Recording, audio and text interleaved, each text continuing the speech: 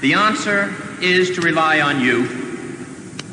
Not a time of life, but a state of mind, a temper of the will, a quality of imagination, a predominance of courage over timidity, of the appetite for adventure over the love of ease. The cruelties and obstacles of this swiftly changing planet will not yield to the obsolete dogmas and outworn slogans. They cannot be moved by those who cling to a present that is already dying, who prefer the illusion of security to the excitement and danger that come with even the most peaceful progress. It is a revolutionary world we live in, and this generation at home and around the world has had thrust upon it a greater burden of responsibility than any generation that has ever lived. Some believe there is nothing one man or one woman can do against the enormous array of the world's ills. Yet many of the world's great movements of thought and action have flowed from the work of a single man. A young monk began the Protestant Reformation.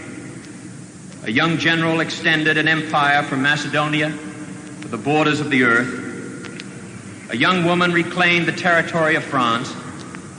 And it was a young Italian explorer who discovered the New World, and the 32-year-old Thomas Jefferson who reclaimed that all men are created equal.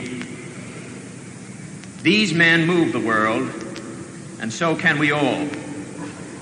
Few will have the greatness to bend history itself, but each of us can work to change a small portion of events, and in the total of all those acts will be written the history of this generation. Each time a man stands up for an ideal, or acts to improve the lot of others, or strikes out against injustice, he sends forth a tiny ripple of hope.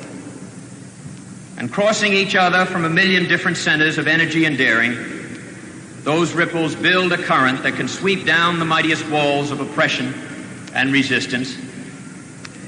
Few are willing to brave the disapproval of their fellows, the censure of their colleagues, the wrath of their society. Moral courage is a rarer commodity than bravery in battle or great intelligence. Yet it is the one essential, vital quality for those who seek to change a world that yields most painfully to change. And I believe that in this generation, those with the courage to enter the moral conflict will find themselves with companions in every corner of the globe. Like it or not, we live in times of danger and uncertainty, but they are also more open to the creative energy of men than any other time in history. All of us will ultimately be judged, and as the years pass, we will surely judge ourselves on the effort we have contributed to building a new world society and the extent to which our ideals and goals have shaped that event. Our future may lie beyond our vision, but it is not completely beyond our control. It is the shaping impulse of America that neither fate nor nature, nor the irresistible tides of history, but the work of our own hands, matched to reason and principle, that will determine our destiny. There is pride in that, even arrogance, but there is also experience and truth. And in any event, it is the only way we can live. That is the way he lived, and that is what he leaves us.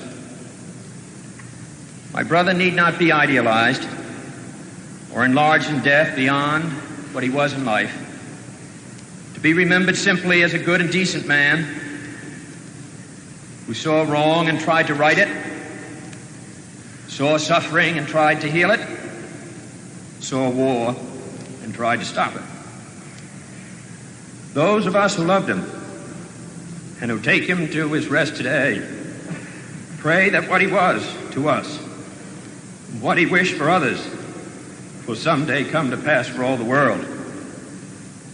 As he said many times in many parts of this nation, to those he touched and who sought to touch him.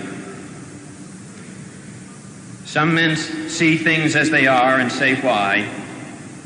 I dream things that never were and say, why not?